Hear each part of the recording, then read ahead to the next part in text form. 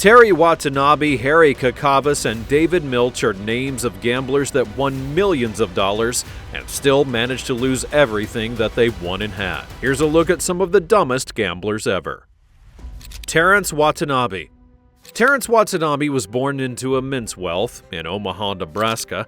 He inherited a large portion of his father's business, the Oriental Trading Company. He later sold his share for a massive profit and with the aim of retiring into a life of luxury, philanthropy, and freedom. But he soon turned to gambling, which was one activity that his wealthy friends often indulged in, and sadly, the new habit would cost him everything he owned. In 2007, the millionaire made headlines after losing over $200 million in Las Vegas casinos, especially at Caesars Palace and the Rio. The money that he lost accounted for 5.6% of Caesars' total annual revenues. He would sit and gamble for extended hours in a drunken state and lose massive amounts on the slot machines, blackjack, and baccarat. His downward spiral was made worse by his drug use and alcoholism, where he ended up going broke and owing the casino $14.7 million. To avoid paying the money, he actually sued Caesars Casino for having exploited his vulnerabilities and while offering him alcohol on a daily basis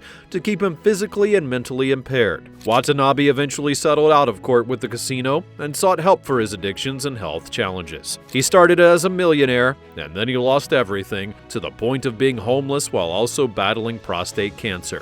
It just goes to show you how fickle luck can be, and here's another gambler who experienced a similar amount of luck. Harry Kakavas.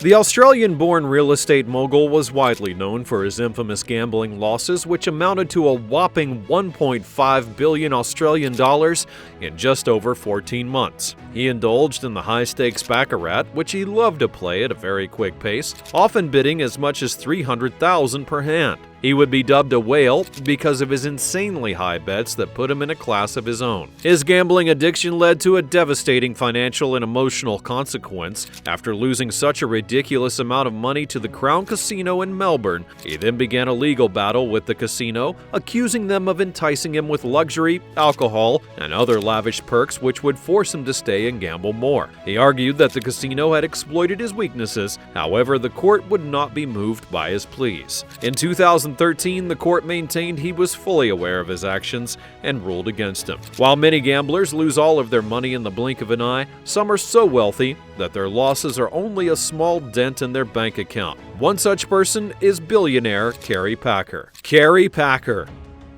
This influential media tycoon inherited Consolidated Press Holdings and Channel 9 from his late father and turned it into one of the largest media businesses in Australia. Packer was a philanthropist and prominent figure in the business and sports industry, but one of his activities caused a huge stir in the media. He was known for his high-stakes gambling exploits, one of which he suffered a huge loss. In the year 2000, Kerry was struck in the middle of a 3-week-long losing streak at the Bellagio in Las Vegas, and he had recklessly made enormous bets of up to $300,000 per hand in blackjack.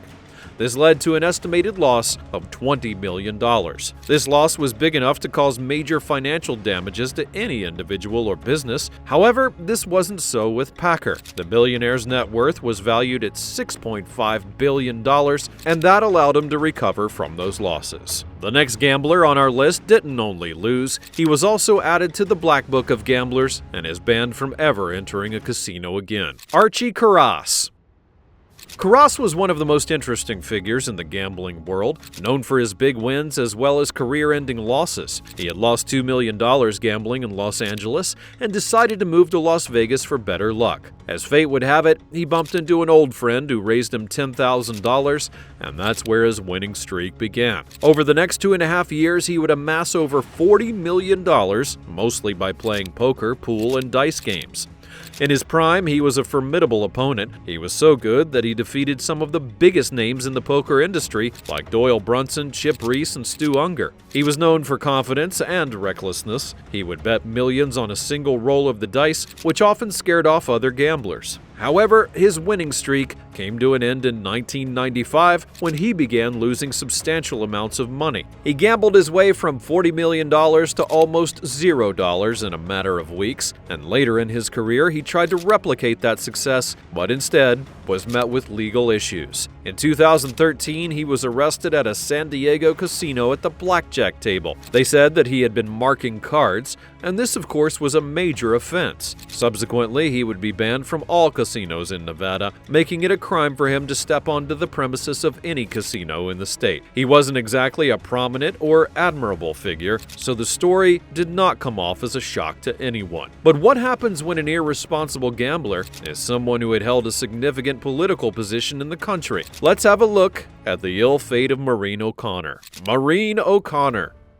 Given the fact that Maureen O'Connor had held a position of mayor from the year 1986 to 1982, it would be odd to imagine someone of that integrity and prominence finding themselves in a web of lies, deceit, and gambling addiction. According to records, she had wagered a significant $1 billion in casinos across Atlantic City, San Diego, and Las Vegas, and she had earned quite a bit, but her losses were a lot more, which led her into financial ruin. She had become addicted to gambling, and it drained her personal savings with the hope of hitting it big. She proceeded to sell real estate and took out multiple mortgages in order to finance her gambling habit, all of which she had lost. By 2008, she had no assets left to sell, so she began siphoning large sums of money from charitable foundation that was set up by her late husband, Robert O. Peterson. Between 2008 and 2009, she took out over $2 million, and subsequently the misuse of funding would lead to the foundation's bankruptcy.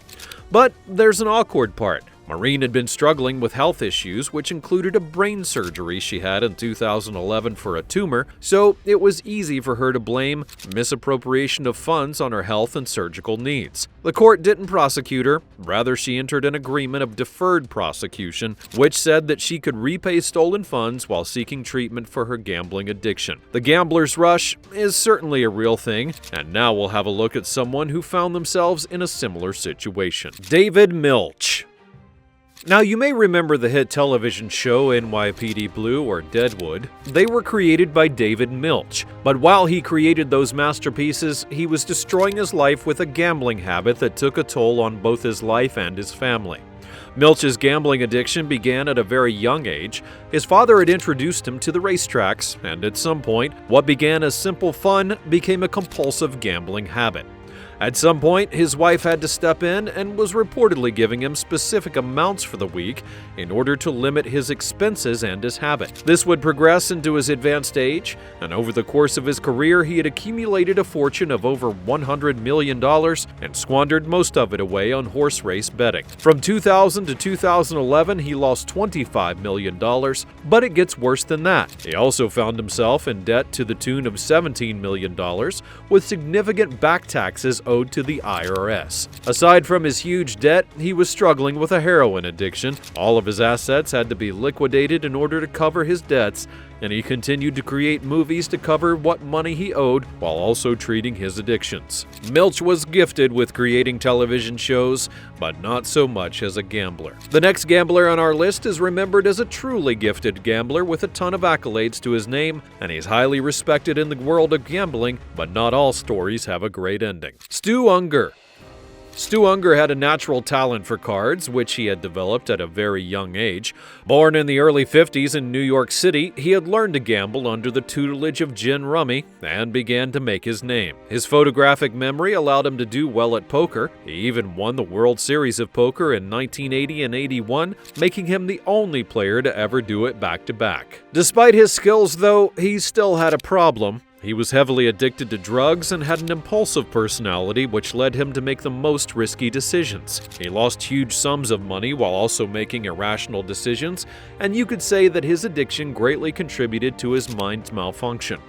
His arrogance had made him difficult to deal with, as he felt other opponents in the game were far beneath him in skill. He was so good that nobody wanted to play him, but he even offered handicap matches and rebates in order to entice players. He had beaten the absolute best of the best, which included Harry Stein, Dewey Tomko, and Billy Baxter, so nobody wanted to even bother with him anymore. He later switched to blackjack to see what else was out there, and despite the money that he accrued through gambling, he was never able to hold on to a dime because of of his drug abuse. But here's the kicker. Stu had a final chance to change his life. Billy Baxter had given him a buy-in to the World Series of Poker in 1997, and somehow he managed to win for a third time. He then split the prize money of $1 million with Baxter and would be dubbed the comeback kid by the media, who had lost all hope in him because of his drug habits.